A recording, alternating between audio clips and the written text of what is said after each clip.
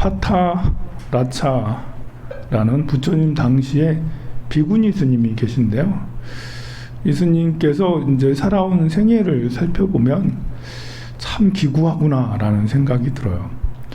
어떤 운명을 가지셨냐면, 태어난 건 이제 부잣집에 태어났어요. 부처님 당시에 스라바스티라고 기원정사가 있는 곳에 태어나셨는데요. 거기에 장자, 그러니까 큰 재벌집에 태어났어요. 그리고 여인으로 태어났는데 굉장히 예쁘게 태어났어요. 태어났는데 이제 어떤 몸을 가졌느냐가 참 중요하잖아. 이제 머리가 좋은 것도 능력 있는 것도 중요한데 외모도 중요해요, 모두. 그래서 여인으로 태어났는데 너무너무 예쁘게, 어렸을 때부터 예쁘다 뭐 10대가 되니까 더 예쁘다, 그냥 이제 누가 봐도 다 예쁜 거예요.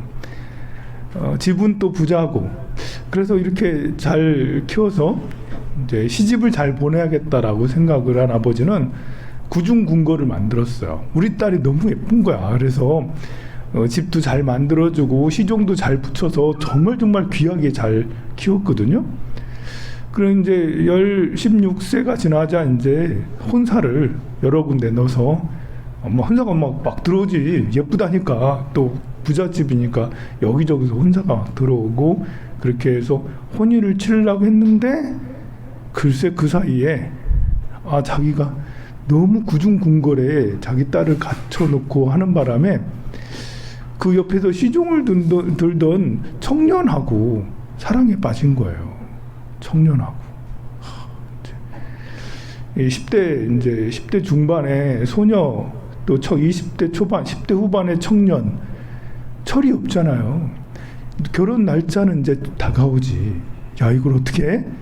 근데 둘은 결혼하고 싶지 않고 둘은 같이 살고 싶지 해서 야밤 도주를 했습니다.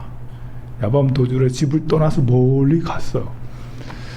가가지고 이제 이렇게 이제 폐물들을 많이, 이제 애들이 그래도 머리는 좀 돌아가니까 폐물들을 많이 들고 가져갔는데, 그런데 안타깝게 빨리 쓰잖아, 그거를. 그러고 나서 보니 현실인 거죠. 그래도 밭 깔고 뭐 이렇게 일하고 뭐하고 빨래하고 정말 이제 일이 많은 거예요. 너무 한탄하다가 임신을 덜컥 또 하게 됐습니다. 이제 배가 불러오니까 이 파타차라는 생각에, 당시에 인도의 관습은 임신하면 아이는 친정에 가서 낳는다 이거였어요. 그래서 자기 이 청년 남편에게 우리 친정 가서 아이 낳자. 친정 가서 아이 낳자니까 되겠습니까? 이제 파타라차 생각은 부모님이 받아주겠거니 했지만, 그 청년은 그게 아니죠. 가면 죽는다 가면 계속 그거 가지고 실갱이 하다가 집 나가려고 나가는데 이렇게 너무 비도 많이 오고, 그런데 갑자기 이제 양수가 터지고 그래서 출산을 하게 된 거예요. 밤새 비가 쭉쭉 내리는데 막 출산을 막 하고 배 아프다고 막 그러니까 이 청년이 이거를 어떻게 해결하려고 여기저기 다니면서 뭐 해보려고 막 하다가 지푸라기 막 이렇게 하다가 세상에 거기 안에 코브라가 그 안에 있다가 더듬더듬 하다가 물린 거예요. 이제 밤새 혼자 아이를 이렇게 낳고요.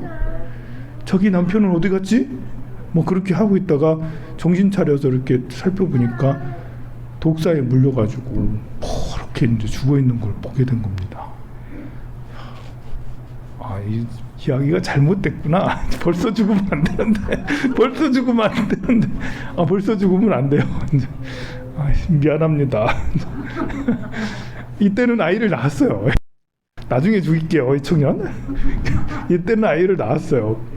그래서 분이 사라진 거예요. 아이를 낳고 나니까 친정으로 갈 필요가 없잖아요. 그래서 다시 이제 집안에 가고 살림 살고 이렇게 힘들지만 고된 일을 해가면서 살았어요.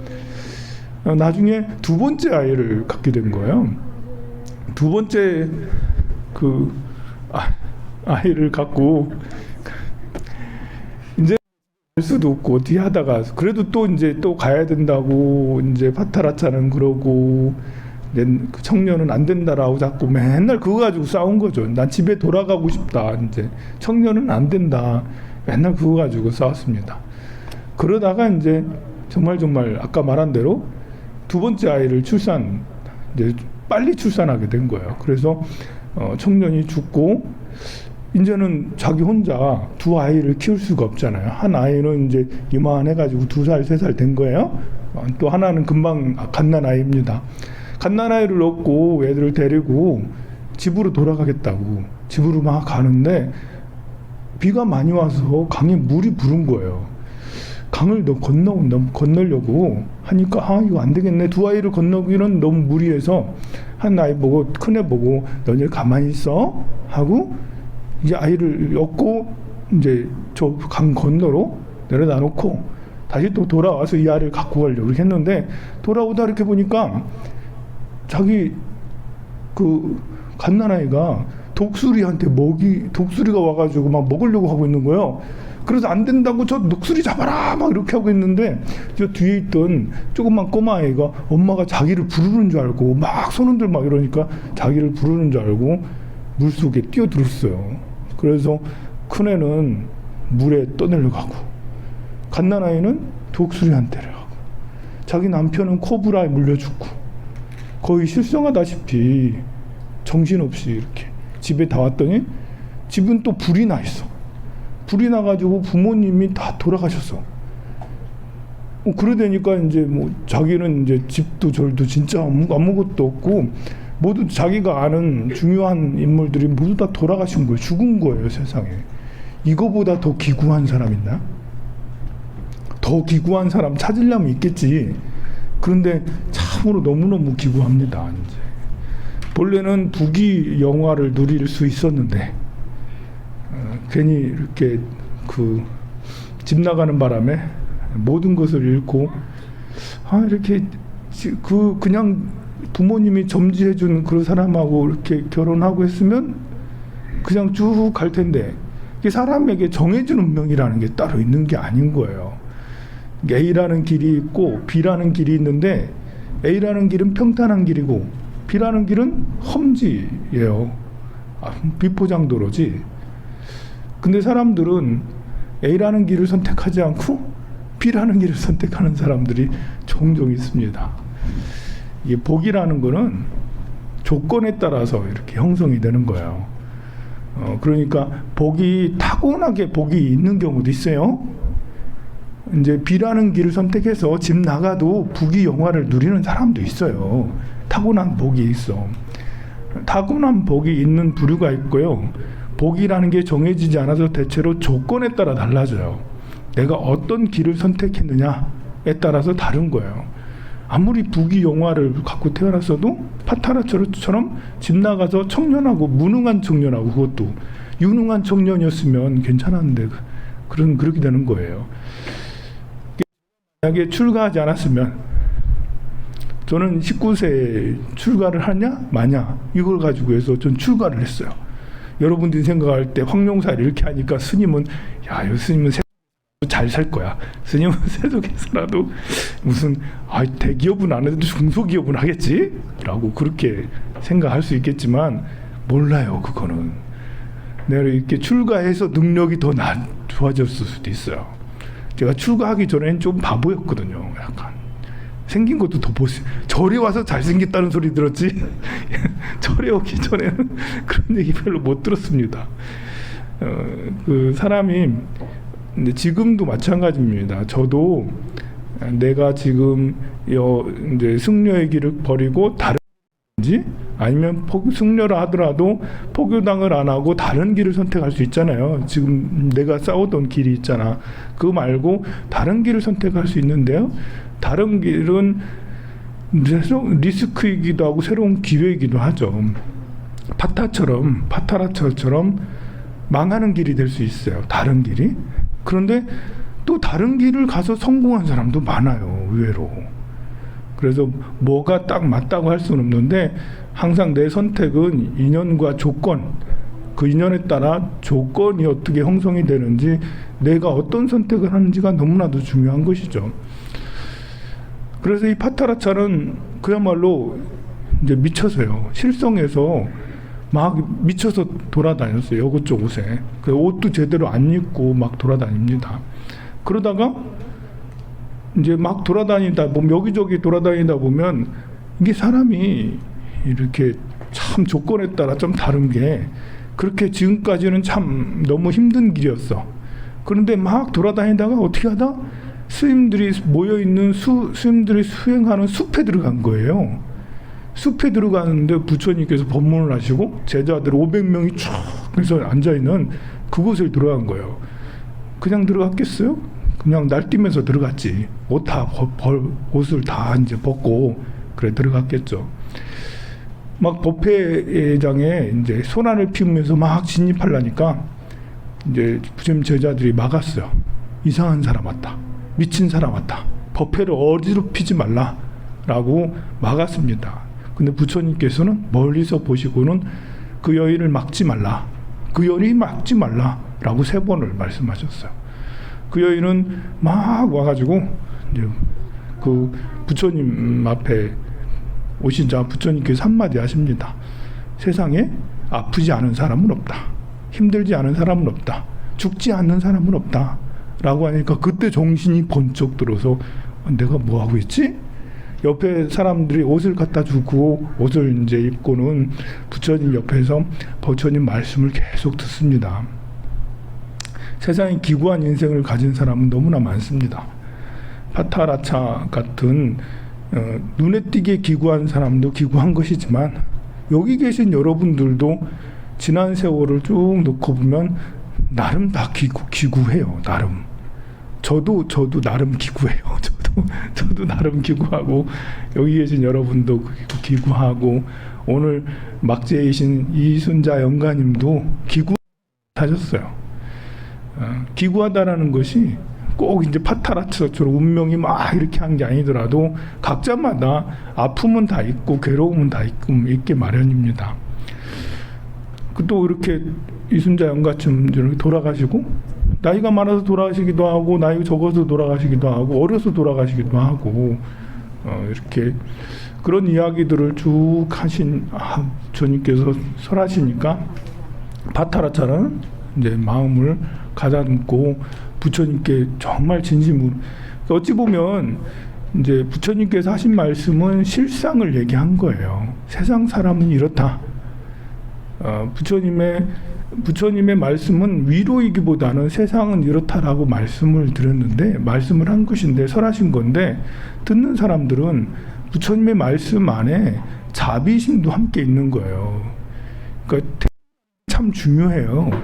아까 수업듯이 사람은 다 죽는 거 아니야?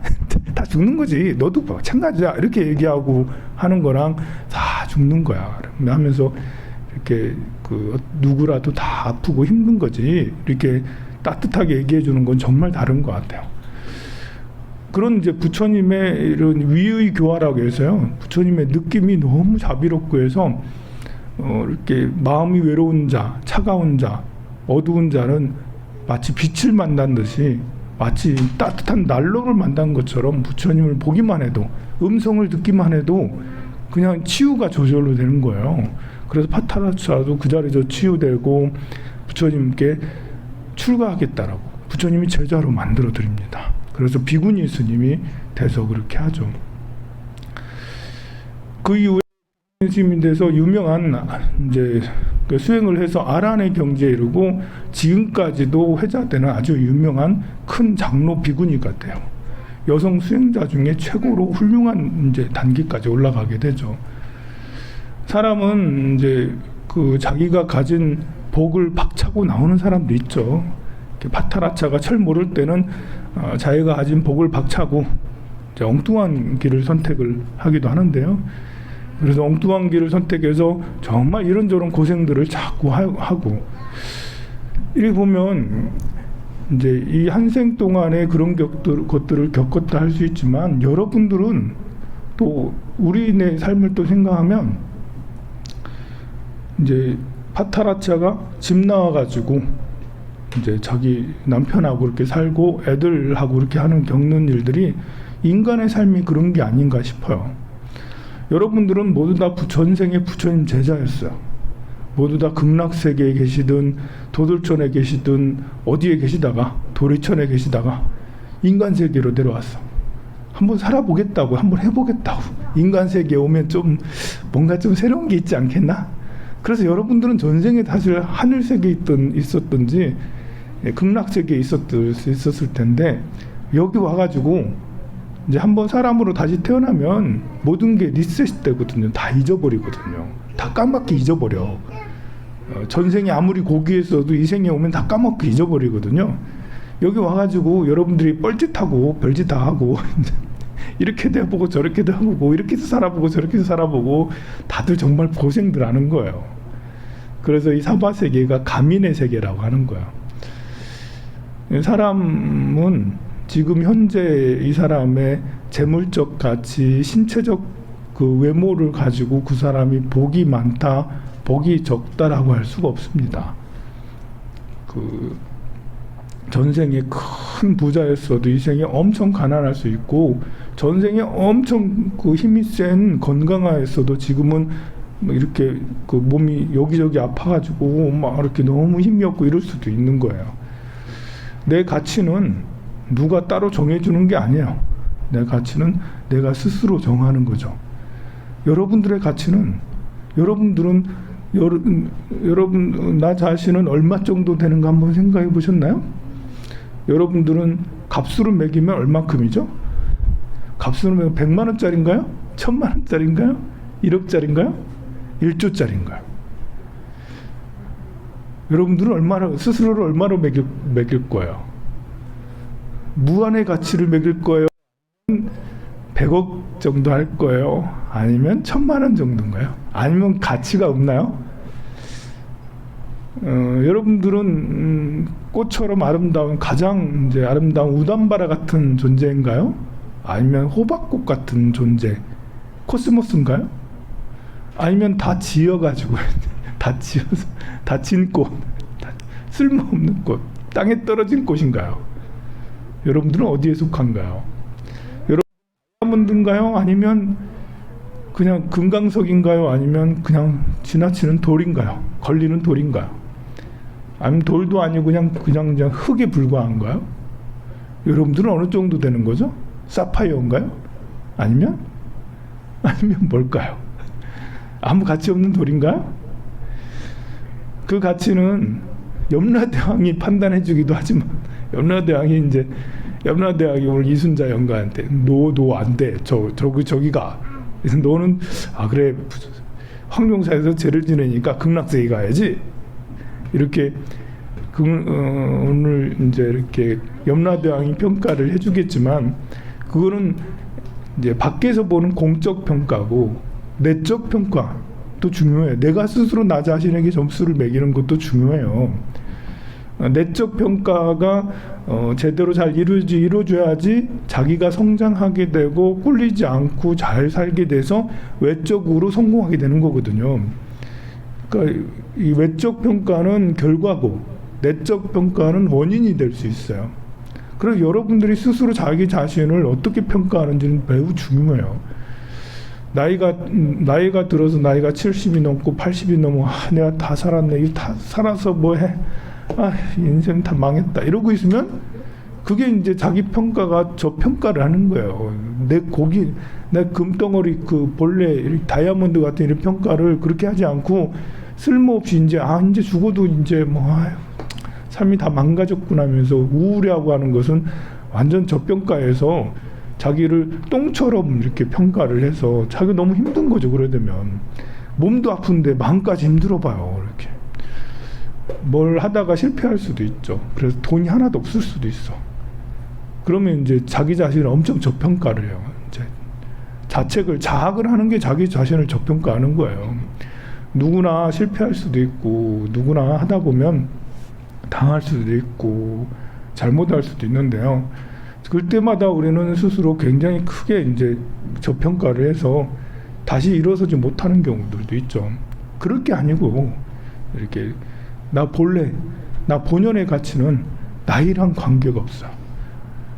나 본연의 가치는 외모랑 관계가 없어요.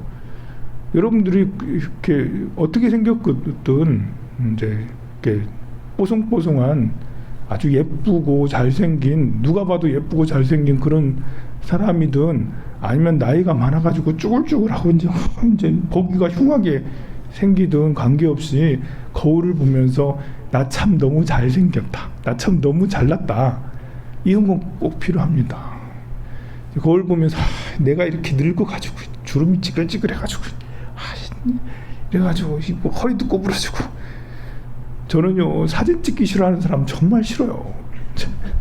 왜 사진을 찍기 싫어해요? 사진 찍기 좋아하세요. 괜찮아요.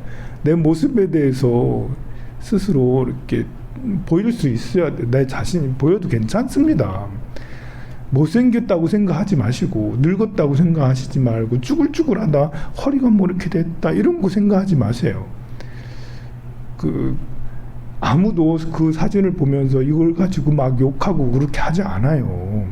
그리고 욕하고 이 사진을 가지고 욕하는 사람 자체는 문제 있는 거예요. 이제 우리 남자들이 철없을 때 이제 그런 거 많이 하잖아요. 여자애들 지나가면 저 몇 점짜리다, 저거 30점, 저거 50점, 저거 80점 뭐 이러잖아요. 그때는 진짜 철모로 그렇게 했지만 지금 보면 이거 완전 성범죄예요. 성범죄. 지금 보면 진짜 나쁜 행동이죠. 철 모를 때는 그런 것이 이제 그렇게 철 모를 때는 그 재미로 그렇게 한 거지만, 철이 들고 나니 야 이건 진짜 그 나쁜 행동들을 했구나. 그 말은 철 모르기 때문에 그렇게 하고 있는 거거든요.